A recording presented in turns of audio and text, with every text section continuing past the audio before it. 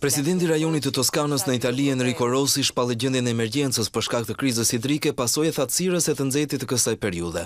Me dekretin e firmosur prej tij, Rossi kërkon një task force të krijuar nga autoritetet rajonale të prezantojnë brenda 30 ditësh një plan të jashtëzakonshëm ndërhyrjesh për zbutjen e ndikimit të mungesës së ujit, e cila është vënë tashmë në lumenjtë dhe rezervuarët e zonës. Idetë e para se si duhet vepruar për përballimin e situatës, grupi i punës duhet i parashtrojë javën e ardhshme.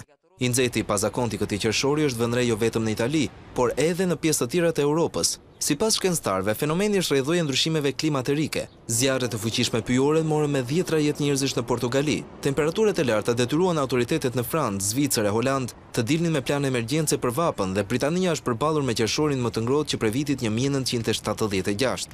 Ekspertët ndaj bindjen se ngrohja e motit për arsye që lidhet me aktivitetin njerëzor i rriti me 10 herë gjasat e një provëllimi të tillë në pjesë të ndryshme të kontinentit të vjetër.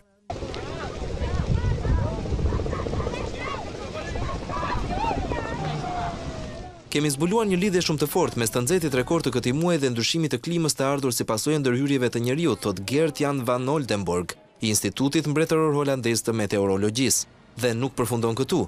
Shanset që episode të tilla të bëhen gjithmonë më të shpeshta do të rriten nëse nuk merren masa për reduktimin e emetimit të gazit karbonik.